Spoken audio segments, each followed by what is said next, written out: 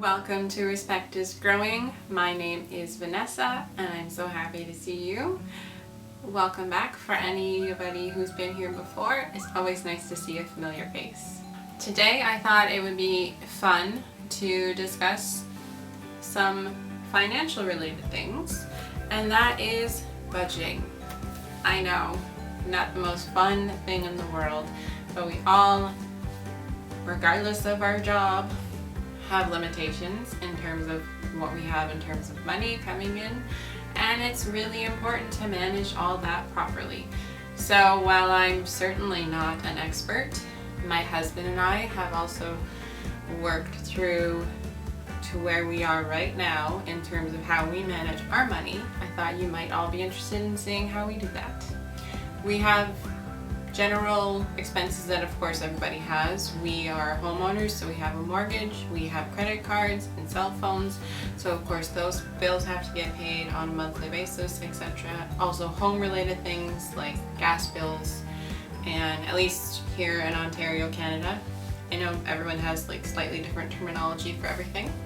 And insurances. Insurances also seem to take a lot of money when you're an adult. I feel like anyone else in the comments, please let me know how you feel, but I am genuinely surprised at the amount of insurance that, surprise is the wrong word. Insurances, they seem to be for everything. Life insurance, house insurance, car insurance, contents insurance if you're in an apartment. We had that when we were renting.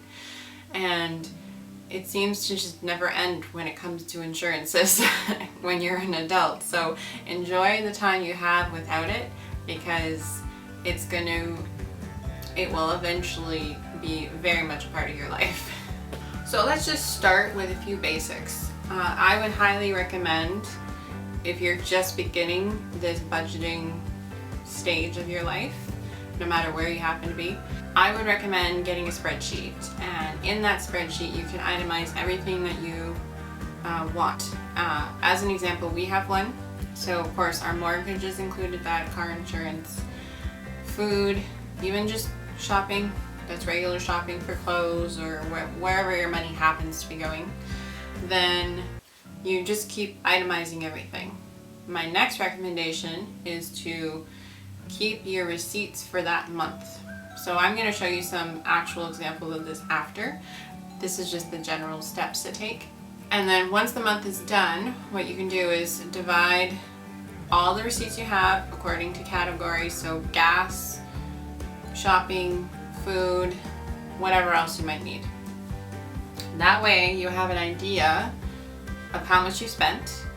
That money then gets put into the spreadsheet, and then you can track from month to month how much you've actually spent.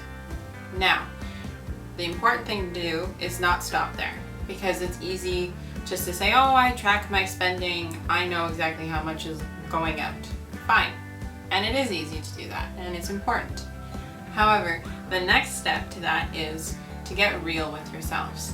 So I'll give you a prime example. I used to love regularly, and when I say regularly, multiple times a week is what that means for me, getting drinks. So I would go to Starbucks, or I would go to Tim Hortons, or if I happen to be downtown somewhere in where I used to live, little cafes, etc. But all that adds up. So even if you, especially if you think about Starbucks, if you got their grande, you're close to $10, depending on what you get, of course.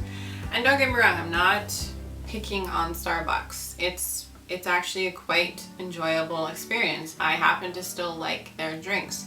However, I just don't go there as often. And in fact, it's been, just because of the times we live in now, it's been quite a while since I've been there. Nonetheless, they are more expensive. So even on our spreadsheet, as a prime example, there's a spot just for outside drinks. And that's only for me.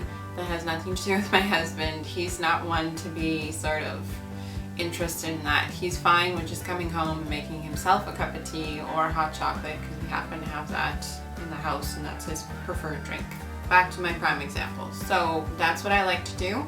And I saw how much I was spending in a month after you start tracking, that's what happens. And I was surprised, and I was a little put out with myself a little bit too, because when you see the actual numbers, that's how it changes your thinking.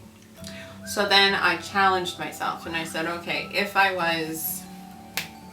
let's say if I was spending $20 a month, which happened, and sometimes I spent more, admittedly, then I'm gonna cut that in half.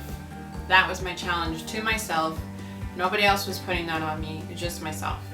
So then the challenge was to only spend $10 on outside drinks. And then once I achieved that, and then of course you're gonna waver because it's a process, but it's all about being intentional with how you're spending your money. So that's why the budget's really important.